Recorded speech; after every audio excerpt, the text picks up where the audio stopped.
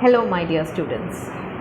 Today we are starting with the essay of Charles Lamb, Dream Children a Reverie. Last class I gave you an introduction about Lamb, isn't it? I told you he wrote personal essay.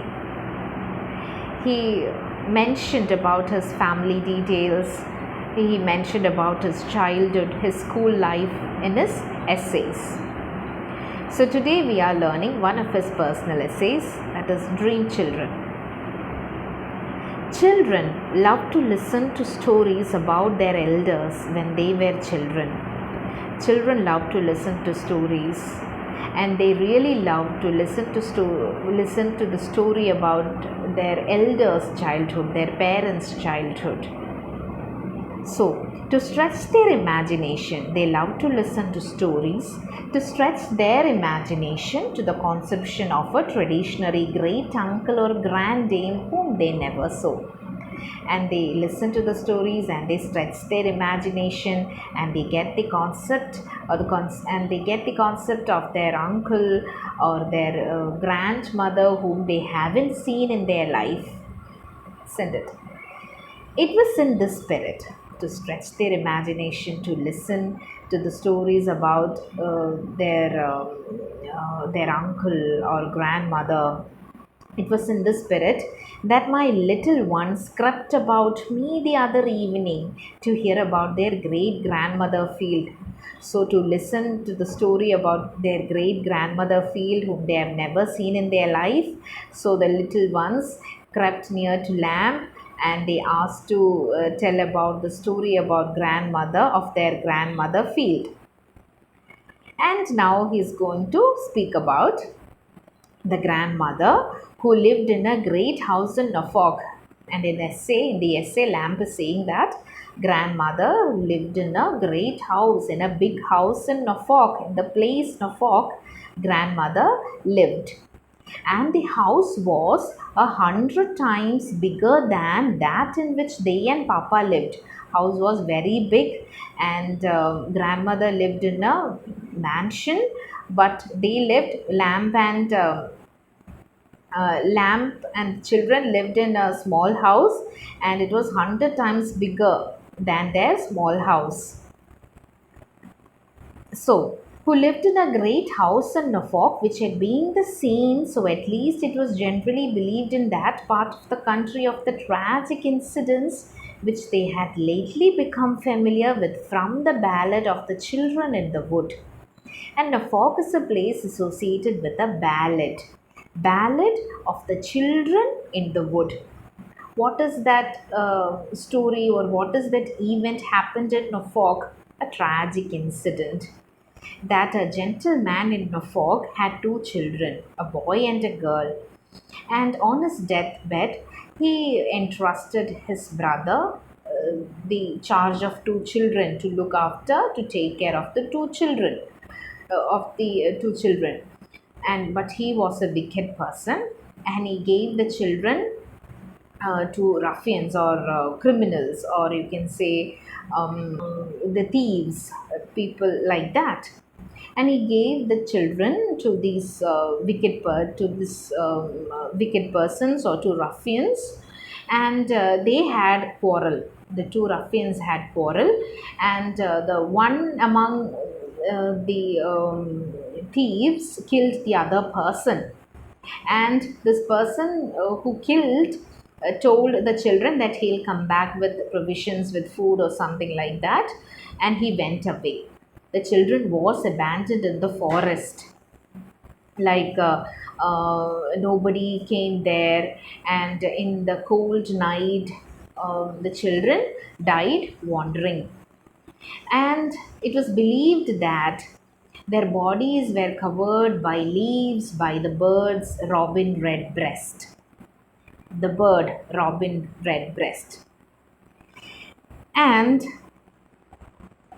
so Norfolk, in that place only this incident happened, and an expression also came, children in the wood. It means that children who the inexperienced innocence falling into dangerous situation. That is the expression children in the wood means.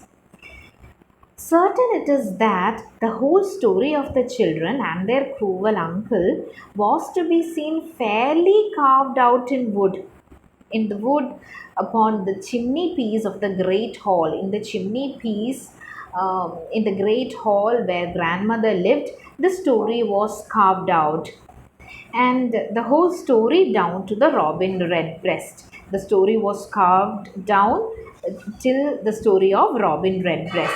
And robin redbreast, it is the bird, and it also has some why the robin got its name like that, robin redbreast. That is, after burning himself on a fire, he fanned to keep the baby Jesus warm after burning himself in a fire. And another thing is that when Jesus was in his way to Calvary, the mountain, a robin, a bird, plucked a thorn from Christ's temple, and a drop of Jesus' blood fell on the robin's chest, and it became red in color. It is a story associated with robin redbreast, how the bird got red breast. And so up to the story down to robin redbreast, that the leaves body of the children were covered was covered by leaves by robin redbreast, till a foolish rich person pulled it down to set up a marble one of modern invention in its stead, with no story upon it. And a rich person, the person in charge of the mansion, he pulled it down the chimney piece where the story was carved out, and he pulled it down and he set up a marble one of modern invention, with no story upon it. There was no carved stories in the modern invention. A simple marble piece was put instead, after pulling down this chimney piece of the great hall. Here, Alice put out one of her dear mother's looks. Alice, too tender to be called upbraiding. Alice didn't like the idea that the rich person changed, or rich person changed the wooden piece into marble one. Alice didn't like that idea. Her looks were of disapproving looks, but her disapproving looks, found Charles Lamb found it as so cute, like her mother's. It didn't look like it. She was disapproving, but her look, which she attempted of disapproving, looked so cute to Lamb. Then I went on to say how religious and good their great grandmother Field was. See, this is a very big sentence, a very long sentence made up of 171 words, and it is going to describe their great grandmother Field. Then I went on to say how religious and how good their great grandmother was. Great grandmother was a religious person and she was a very good person. And how beloved and respected by everybody. She was such a person that she was respected by everybody. Though she was not indeed the mistress of this great house, but had only the charge of it, she was respected by everybody. Even though she was not the mistress of that big house, she was only the caretaker of the house, but she was respected by everybody. And yet, in some respect, she might be said to be the mistress of it too, but had only the charge of it committed to her by the owner. Owner gave her the charge of that mansion, and the owner, who preferred living in a newer and more fashionable mansion which he had purchased somewhere in the adjoining county. So the author shifted from the old mansion to the new mansion in the adjoining county. County is a province or sector. In the adjoining county, he moved into a fashionable mansion, and grandmother Field was taking care of big mansion in Norfolk. But still she lived in it a manner in a manner as if it had been her own, and she lived in that house that she lived in it in a manner as if it had her own. She took care of that mansion. She looked everything in a good way in that mansion, and she kept up the dignity of the great house. See, these are the characteristics of grandmother, that she was a good person. She looked the house carefully and neatly, and she kept up the dignity of the great house. In a sort, while she lived, when she was living there, she took care of the house in a good way. But it came to decay afterward. It came to decay after her death, and was nearly pulled down, and all its old ornaments stripped and carried away to the owner's other house. So many of the embellishments or the paintings like that in the old house, in the mansion, were carried away to the owner's new fashionable mansion in the adjoining county, and there he set up all these ornaments or embellishments from the old mansion. But it looked as awkward. It doesn't look good.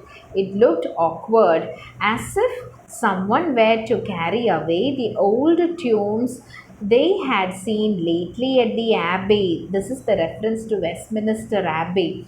Westminster Church is the famous church in London, and there you have the Poets' Corner and all, where many of the poets are buried there. And Lamp is saying that when the many of the decorations from the old mansion were moved to the other new fashionable mansion, it looked like that someone carrying away the old tomb of Westminster Abbey, and to place it in Lady C's tawdry gilt drawing room. Lady C can be any rich person that he is intending, any rich person, and to stick them in her tawdry gilt drawing room, that is in a showy drawing room. It will not look good. It will, anyway, it will look awkward only. That is what Lamb says. Bit of humor also, he is mixing up humor in the essay. Here John smiled, as much as to say that would be foolish indeed. He also didn't like the idea that to carry away the old embellishments from the old mansion and sticking them in the new mansion. He also didn't like the idea, and he was smiled, and it seemed that he was telling that would be foolish indeed. It seemed like that. And then I told how, when she came to die, her funeral was attended by a concourse of all the poor. And when she died, her funeral was attended by a group of people from many walks of, or from all walks of life, from the poor and some of the gentry too. People belong to good social position also. Some of the gentry too attended her funeral, of the neighborhood for many miles round. So people came from the nearby places to see her, to show their last respect, to show their respect for her memory, because she had been such a good and religious woman. Another characteristic of Mrs. Field, she was a good woman, she was a religious woman. So good indeed that she knew all the psaltery by heart, and she knew the hymns in the Bible, book of Psalms. He knew the Psalms by heart, and yes, and also a great part of the Testament, besides the great part of the Testament, that is New Testament. Maybe the author is speaking about the New Testament in the Bible. Bible is divided into Old Testament and New Testament. Maybe he's speaking about the New Testament. Besides, she knew book of Psalms, and also she knew Testament. Then here little Alice spread her hands.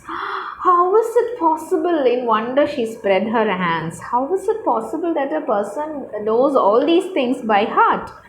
And then I told what a tall person their great grandmother Field once was, and what an upright and what a graceful person their great grandmother Field once was. Yes, she was a tall, upright, and graceful person. And how in her youth she was esteemed the best dancer, and she was also the best dancer. Here, little Alice, right foot played an involuntary movement, some sort of dance step. Involuntary movement till upon my looking grave, and Lamb looked serious at her. It desisted. Suddenly she stopped doing it.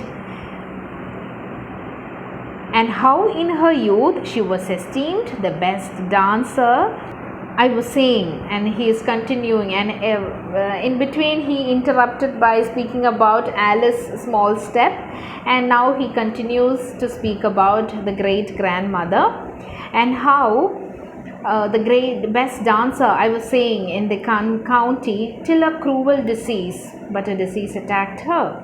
Till a cruel disease called cancer came and bowed her down with pain. She was affected by cancer. She couldn't dance. But it could never bend her good spirits. Her energy level or her good spirits was not affected. Only her body was affected.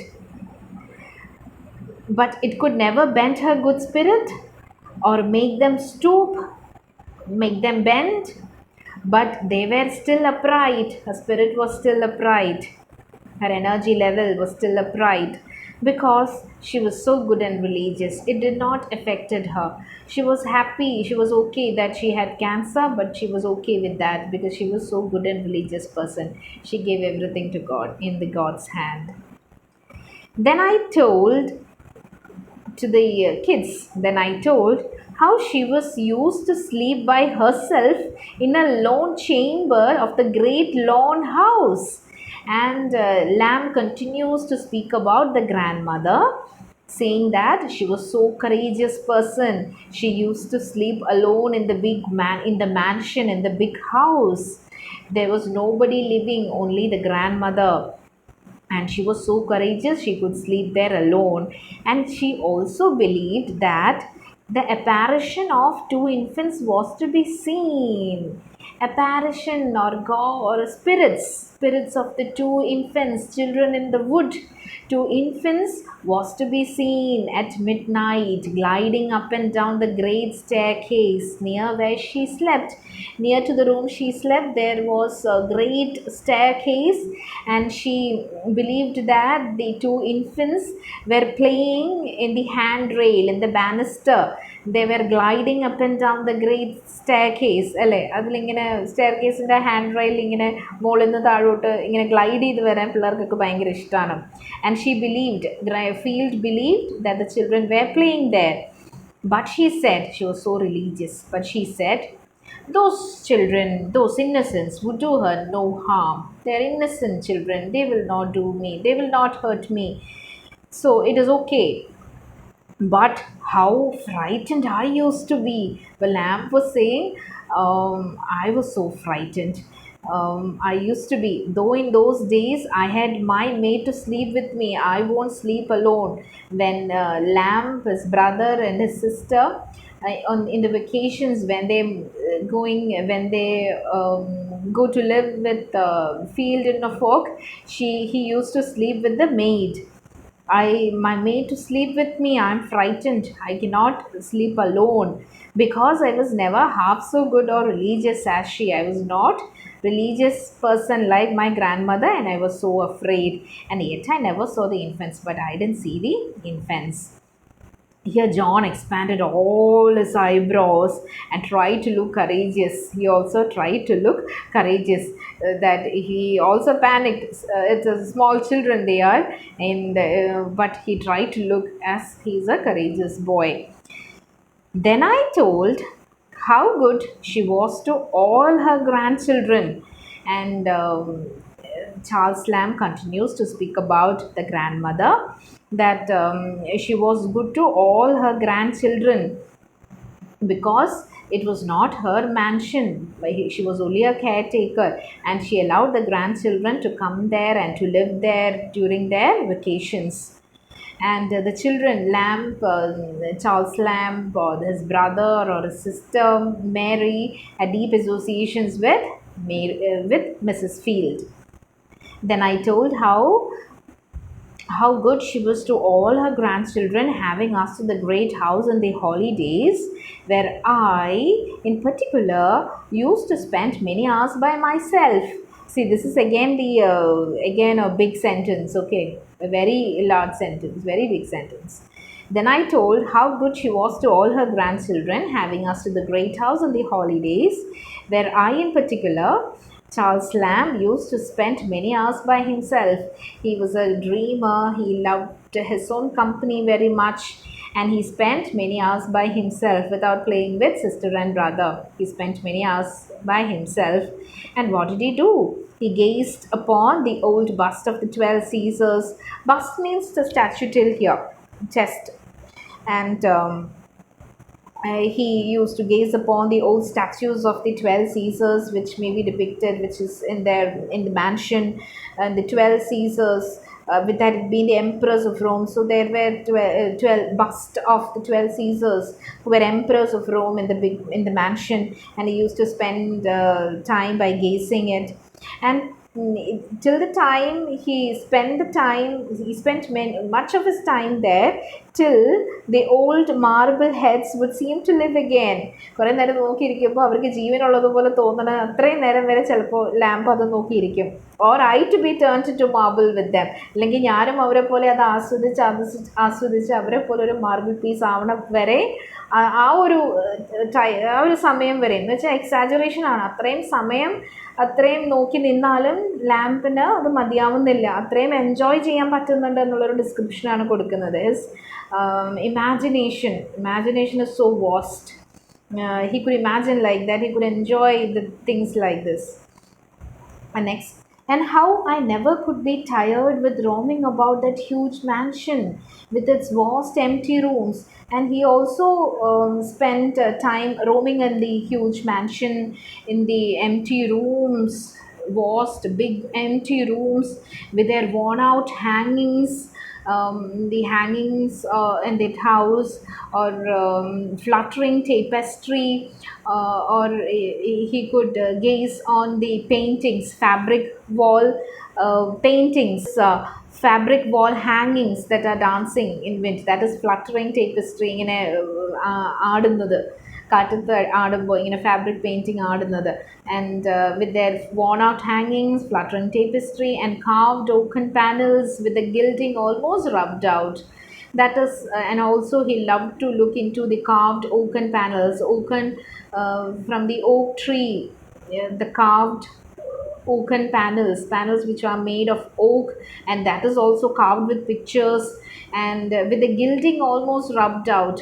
Gilding means it is the decorative technique, like a thin coating of gold being applied to the solid surfaces. And the oaken panels are also embellished with this gilding, but it was almost rubbed out. And he loved to watch all these things. And he spent sometimes time in the huge mansion, within the vast empty rooms, seeing the worn out hangings, or fluttering tapestry, that is the fabric paintings. And he loved to see the carved oaken panels, and sometimes in the spacious old fashioned gardens. And he also loved to spend his time in the old fashioned gardens, and which I had almost to myself. And there also he was alone, enjoying the garden, unless when now and then a solitary gardening man would cross me, and sometimes there comes a gardener. And how the nectarines and peaches hung upon the walls. So in the garden walls there are nectarines and peaches. The nectarines and peaches are almost similar fruits. Okay, nectarines and peaches hung upon the walls without my ever offering to pluck them, but he didn't pluck it because it doesn't belong to them. It don't belong to them. It belongs to somebody else. They were only taking care of the house, or Mrs. Field was taking care of the house. They didn't have the authority to use the things or to take the things of that garden. What a beautiful idea അല്ലേ, നമ്മുടേതല്ലാത്ത സാധനങ്ങളൊന്നും നമ്മൾ എടുക്കരുത് എന്ന് പറയുന്ന what a beautiful idea. How the nectarines and peaches hung upon the walls without my ever offering to pluck them because they were forbidden fruit unless now and then, and because I had more pleasure in strolling about. He's speaking about his next favorite thing, that because I had more pleasure in strolling about among the old melancholy looking yew trees, and he loved to spend his time walking here and there among the yew trees or the fir trees and picking up the red berries and the fir apples, which were good for nothing but to look at it. This fir apple and red berries were just to were looking good, but they cannot be eaten. And he loved gazing all these things or lying about upon the fresh grass. And he also loved to lie in the fresh grass with all the fine garden smells around me. In the garden where you have the smell of all these fruits or all these anyway, it would be very pleasant smell with nectarines, peaches, അല്ലേ? നമ്മളെയും കൊണ്ടുപോവാണ് Charles lamp ആ ഒരു ഗാർഡനിലോട്ട്, നമ്മളെയും കൊതിപ്പിക്കുകയാണ് അങ്ങനെ ഒരു ഗാർഡനിൽ നേച്ചറിൻ്റെ ഒരു ഭംഗിയിൽ അവിടെ അതൊക്കെ ആസ്വദിക്കാനായിട്ട്. Isn't it? I feel so. And lying about upon the fresh grass with all the fine garden smells around me, or basking in the orangery till I could almost fancy myself ripening too. Or he would like to spend time in the orangery. Orangery is that a shed where oranges are grown. Oranges need a warmth to grow, so orangery were a protected place for growing oranges. And so to enjoy the warmth and light of the sun, he loved to be in that orangery shed, and till he feels he is also ripening along with the oranges, and the limes in that warmth. He also feel he's also ripening along with oranges. Or in watching the days that darted to and fro in the pond. So we have seen his description or his imagination or his connection with the mansion in the washrooms and in outside in the gardens, and you love to lie there and love to enjoy the smell. And now he is going to describe about the pond which is at the bottom of the garden. In watching the days that darted to and fro in the fish pond, he loved to watch the movement of the days, the fish that move here and there in the fish pond. He loved to watch that at the bottom of the garden, the fish pond. And also there is with here and there a great sulky pike, that is a fish, a big fish, hanging midway down the water in silent state. You could see that pike, the fish, is in silent state, and the days, the fish, they are moving. Maybe a group of fish, they are moving here and there, and he says that as if it mocked, as if the pike mocked. It was in a silent state. It was not moving, and it stayed there like as it mocked their impertinent friskings, as it mocked the movement of the day's fish about their movements, about their impolite searchings for something. And pike seemed to mock at the fishes, at the day's fish. I had more pleasure in these busy idle diversions. Busy idle, see, he's using two contradictory terms together. That is oxymoron, using two contradictory terms together to create an effect. Busy idols, that is also another famous oxymoron, is terrible beauty by Yeats. Terrible beauty, that's an oxymoron. And here he is using busy idle diversions. He was also busy in walking in the mansion, strolling there in the garden, in the fish pond, staying there. And he was also at the same time idling because he was not doing anything, he was just looking all these things, busy idle diversions. And he loved doing these things than in all the sweet flavors of peaches. But he was not interested in tasting peaches or nectarines or oranges and such like common ways of children. Children like to taste all these things without looking and searching for, without looking at the beauty of the pictures and all. Children love to taste peaches or nectarines or oranges, but he loved to gaze at the things. He loved to enjoy the beauty of things instead of tasting all these fruits. These things are the common ways of the children, common interest of the children by tasting all these things. But he was interested in gazing upon the things in the house, in the garden, and the pond, and so on. So I'm stopping here. Happy learning. Thank you.